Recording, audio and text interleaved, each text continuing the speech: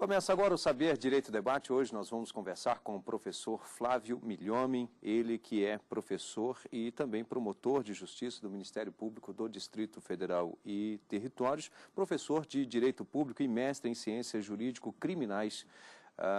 Ele que ao longo da semana ministrou o curso Processo Penal Recursos, tema bastante interessante, tendo aí como aula número 1, classificação e natureza jurídica, aula número 2, princípios gerais, aula número 3, princípios gerais, a continuação da aula 2, quarta aula, efeitos de admissibilidade e mérito, e a quinta e última aula, Tribunal do Júri, recursos. Professor de início, bom, já que estamos falando aí no direito penal, nós estamos ainda... E aí, claro, muitos dizem, precisa sim reformar, outros não, precisa é aplicar. Afinal de contas, precisa uma coisa ou outra ou os dois? Antes de mais nada, muito obrigado pelo convite, é um prazer estar com vocês aqui. Essa discussão acerca do modificação ou efetiva aplicação, ela já é longa, não é isso? E faz parte do nosso cotidiano. Nós estamos tratando de um tema bastante interessante, que é o tema dos recursos no processo penal. E uma das maiores críticas que se faz hoje em dia, no seio da comunidade, é daquela utilização interminável de recursos, exatamente, visando a evitar a certeza jurídica que se procura ao se ajuizar uma determinada ação, né?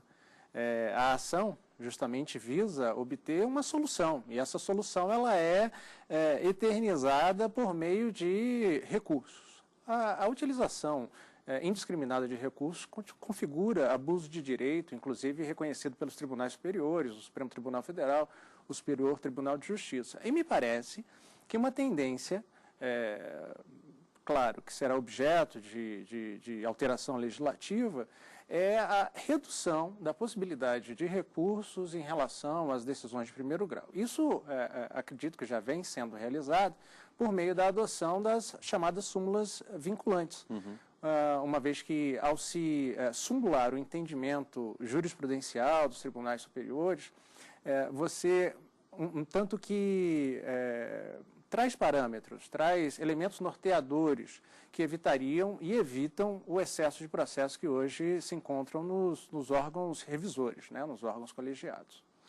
Até porque, se pensarmos, e aí, como muitos, a demora na aplicação da pena, ou até mesmo uma absolvição, seria, no caso, injustiça, né?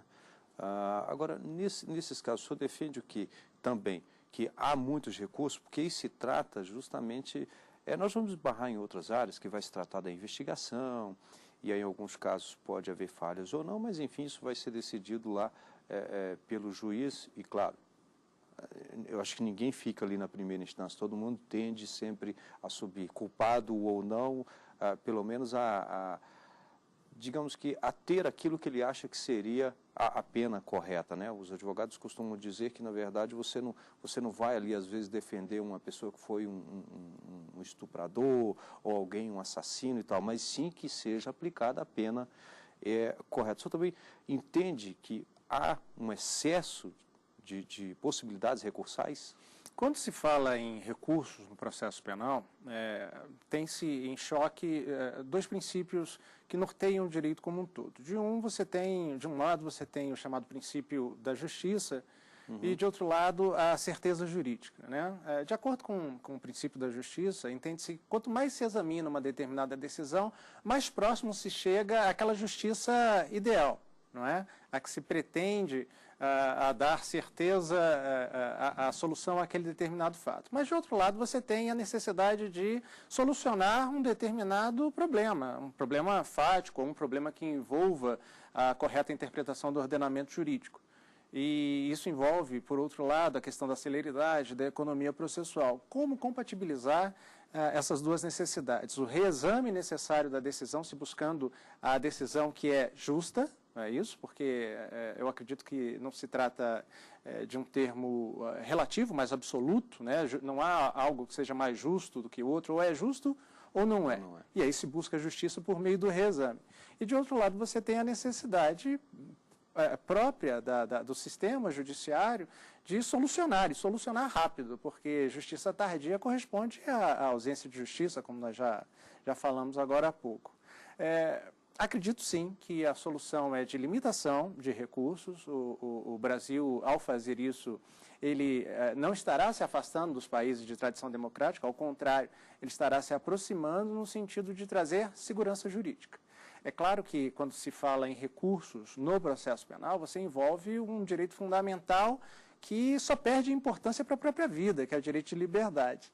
E aí a questão da necessidade de se sopesar qual é o número mínimo ou o número ideal de possibilidades de revisão de uma decisão que tenha por objeto a liberdade do indivíduo. Até porque, em muitos casos, e acredito até que não são raros, o recurso serve, na verdade, como uma forma protelatória, né, de ficar empurrando, digamos aqui de uma forma bem simples, empurrar com a barriga uma eventual prisão, digamos assim, uma eventual condenação ali, um trânsito julgado vai ter que agora sim ir para a cadeia mesmo, não tem jeito. Existe muito disso, né? A irresignação, perfeito. A irresignação, ela é da própria natureza humana, né? Sempre que se coloca uma determinada situação em juízo, se busca, obviamente, a satisfação de uma pretensão própria, né? Quando essa decisão é contrária aos nossos interesses, é razoável que se busque a satisfação.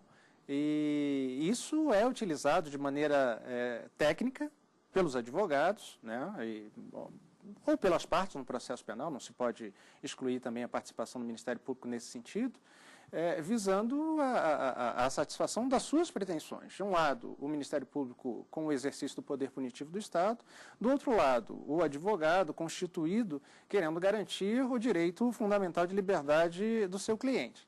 Eu sempre converso com os meus alunos e brinco, e mesmo inclusive na atuação profissional, que você não deve odiar o jogador, e sim o jogo. E o advogado, quando se vale desses subterfúgios recursais, o faz porque existem regras que permitem. E somente se evitará essa utilização indevida, esse abuso de direito recursal, por meio de alteração legislativa que limite essa questão. Bem, estou aqui conversando com o professor Flávio Milhomem, nós vamos a um rápido intervalo e em seguida estaremos de volta. Até já.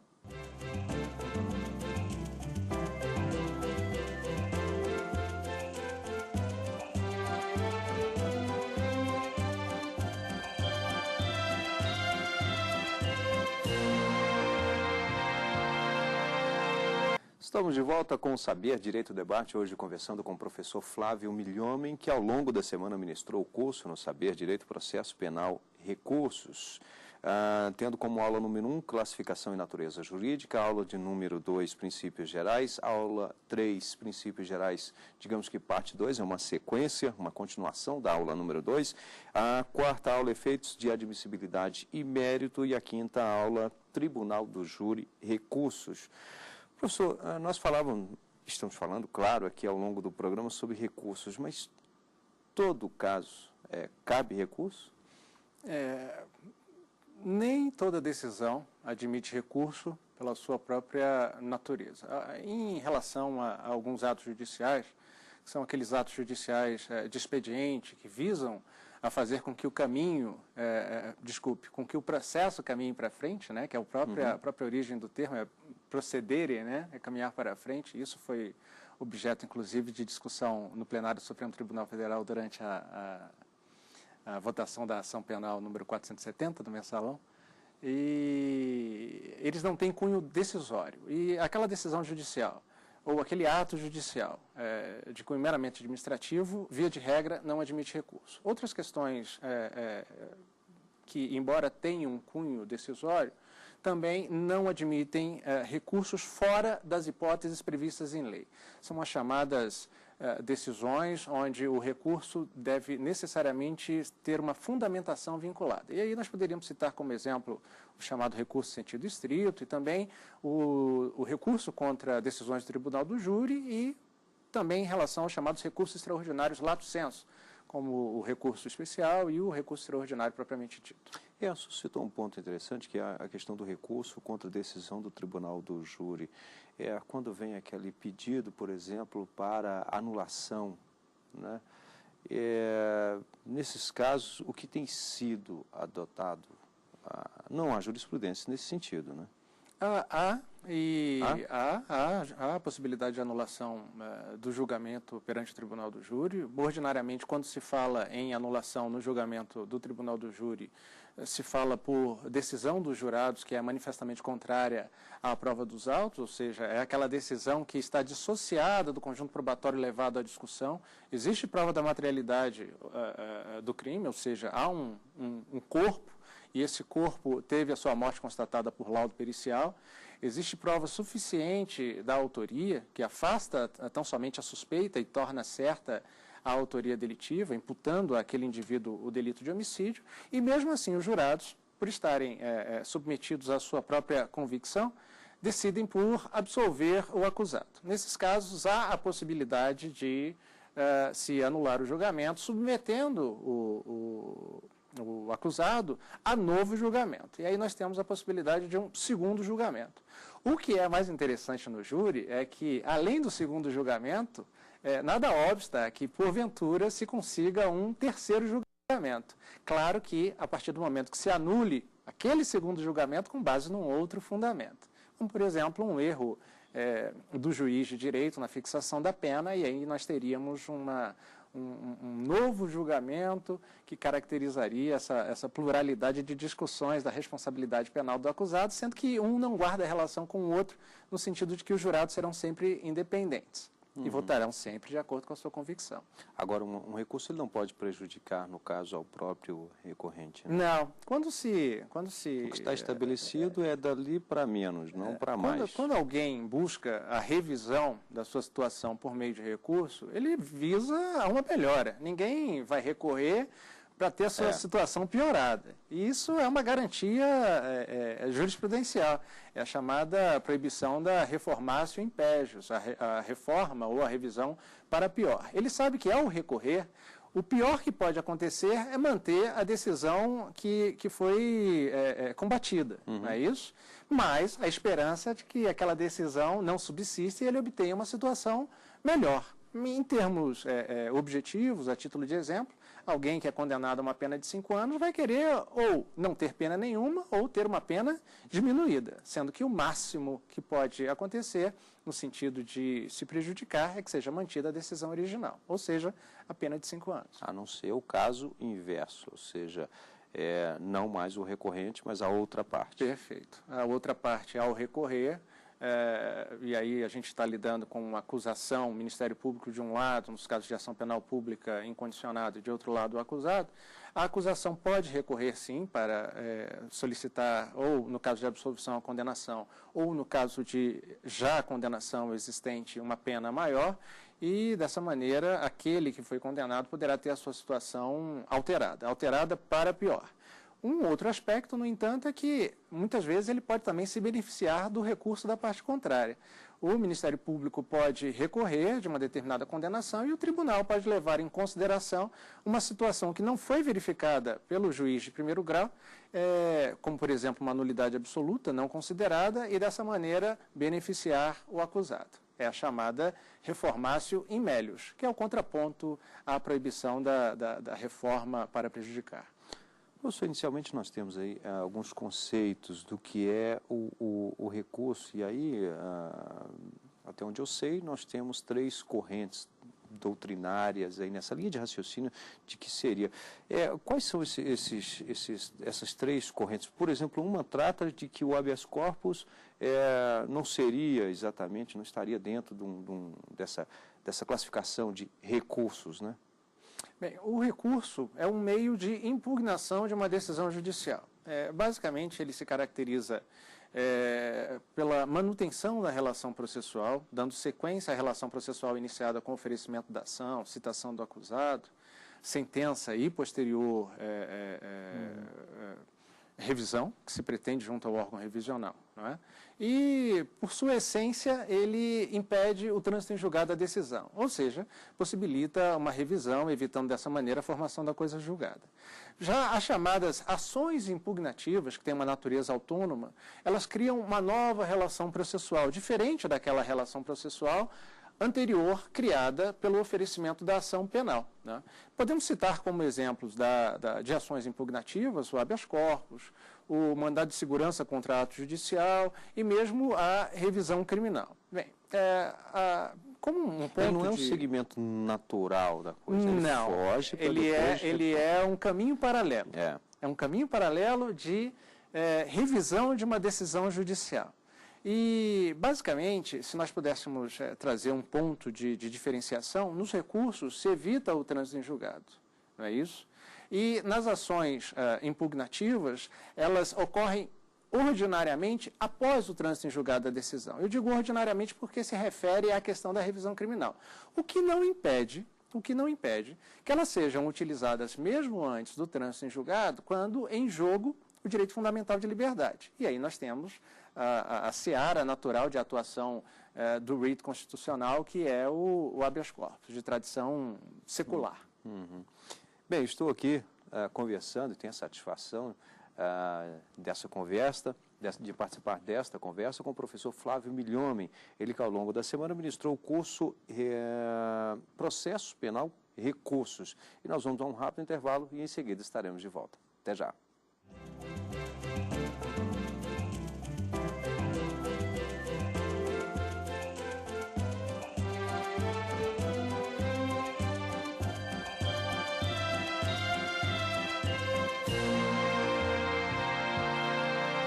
Estamos de volta com o Saber Direito Debate, hoje conversando com o professor Flávio Milhomem, ele que ao longo da semana ministrou o curso Processo Penal Recursos, ele que é promotor de Justiça do Ministério Público do Distrito Federal e Territórios e também professor de Direito Público e mestre em Ciências Jurídico-Criminais. E também autor de um livro que daqui a pouquinho nós vamos falar, mas professor, inicialmente, o senhor é de Brasília ou não? Nascido no Rio, mas vim para Brasília aos 3 anos de idade. Mãe funcionária pública, transferida, como grande parte da população de Brasília. E então fui criado aqui, me formei. Então eu sou verdadeiramente um candango, né? Que veio de fora e ajudou a construir a cidade. Exatamente, é o candango. Mas o estudo também foi aqui em Brasília? O estudo também aqui em Brasília. A minha formação de graduação foi na Universidade de Brasília. E o meu mestrado que foi realizado em Portugal, no ano de 2000, e posteriormente esse mestrado foi ratificado pela Câmara de Pós-Graduação da Universidade Federal de Minas Gerais. Um nome que se dá interessante, né, ao mestrado, que é o de Ciências Jurídico-Criminais. Né? É o gênero, é o penal e o processo penal. Aliás, há muito tempo que o senhor lida com o penal, vamos dizer assim. Eu sou promotor de justiça há 15 anos, né? E nesses 15 anos a minha atuação foi exclusiva com o direito penal.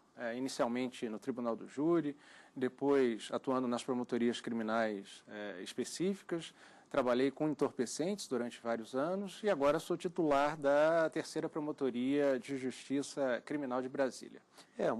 Uma vantagem é essa, né, de poder atuar naquilo que não só a pessoa detém um conhecimento, mas também gosta, se familiariza ali, tem uma melhor relação. Por exemplo, seria talvez o direito do consumidor, né? Mas seu caso não. Eu acho que é uma questão de afinidade, né? Tem gente que é apaixonado pelo direito de família, se casa com direito de família. Eu já não sou um homem de família, sou homem do crime. Então, o caminho natural era esse. Tá certo. Bem, houve... Essa escolha já estava definida quando ali de seus estudos, antes de ingressar na universidade? Já estava definida, é direito, não é? Medicina, piloto de avião, o que era? Não, na realidade foi mais uma análise de aptidões do que qualquer outra coisa. Eu me esforçava muito... A análise deu certo? Deu certo, me parece. Né? Obrigado. Eu me esforçava muito nas ciências exatas, estudava muito, mas o resultado obtido não correspondia ao meu esforço. Já em relação a matérias humanas, como história, geografia, etc., e mesmo a própria redação, me encaminharam para essa escolha. Né? Fiquei muito tempo em dúvida entre a comunicação, entre ser um jornalista e ser um operador do direito, e acabei escolhendo o direito. Até por medo.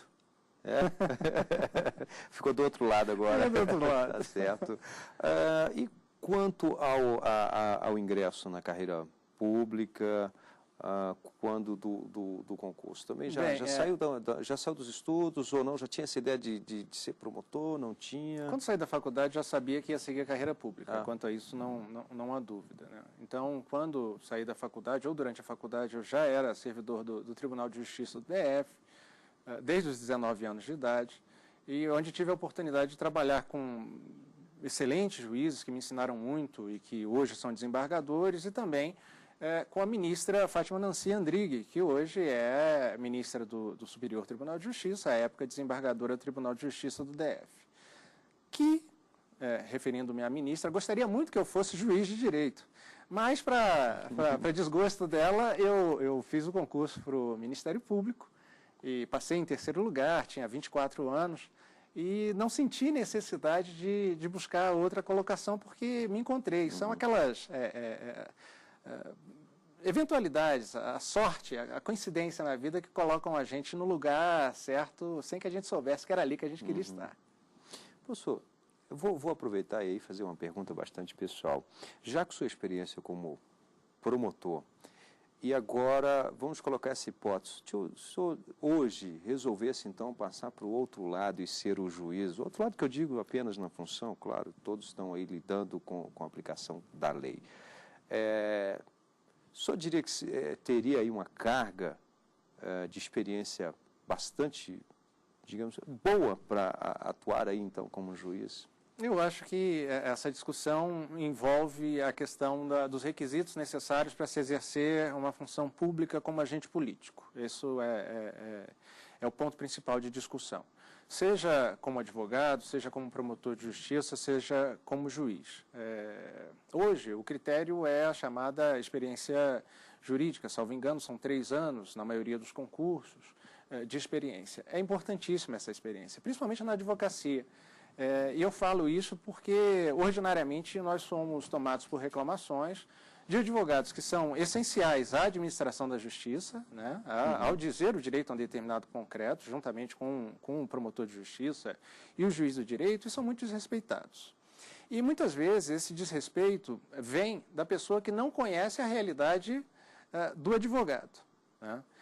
O juiz ou o promotor de justiça que advoga, ele sentirá na pele qual é a necessidade do advogado e poderá se colocar, que eu acho que é a questão mais importante, inclusive nas relações humanas, é a possibilidade de se colocar no lugar do outro, entender quais são as necessidades, quais são as angústias, a chamada heteronomia, né?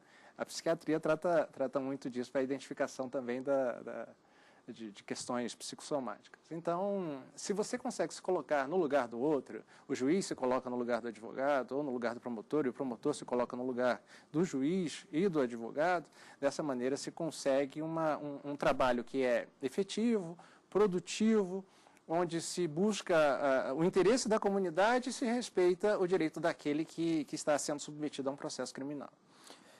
Vamos aqui para as indicações de leitura. Nós temos, eu costumo dizer aqui, professor, que um livro é um filho. Eu queria então que o senhor comentasse, falasse de seu filho, Flávio Milhomem, Direito Processual Penal Objetivo, Teoria e Questões.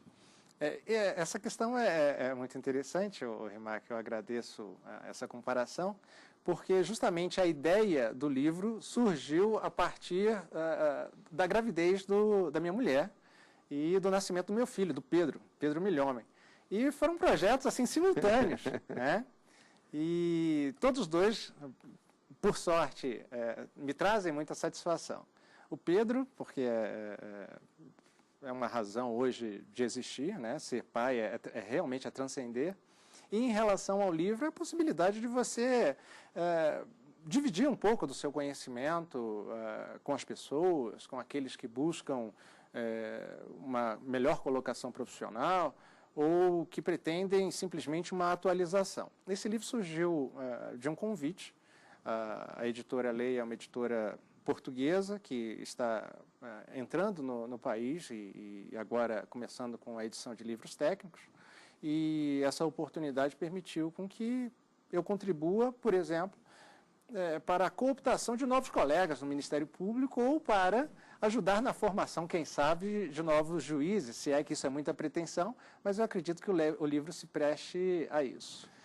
Nós temos aqui uma outra indicação, que é o Ministério Público, Dimensão Constitucional e Repercussão no Processo Penal. É um livro do professor de aulas Costa Ribeiro.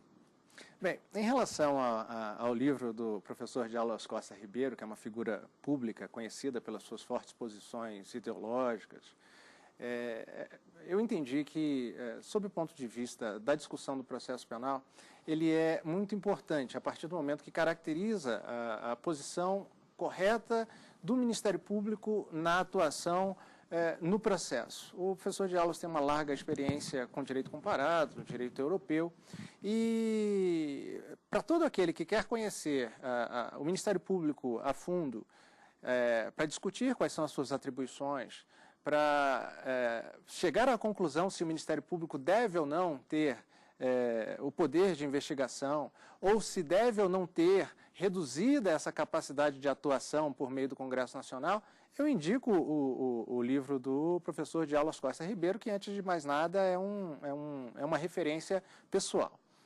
Temos aqui comentários ao Código de Processo Penal e sua jurisprudência. Trago o livro do professor Eugênio Pacelli, colega do Ministério Público da União, da Procuradoria da República, coordenador do curso de pós-graduação do Instituto Brasiliense de Direito Público, do IDP, e é uma referência no direito positivo, na teoria do processo penal, e ordinariamente é uma fonte de consulta que eu aconselho a todo aquele que busca um aprimoramento no processo. Bem, eu tive aqui a satisfação de conversar com o professor Flávio Milhomem, agradeço, professor. Satisfação minha.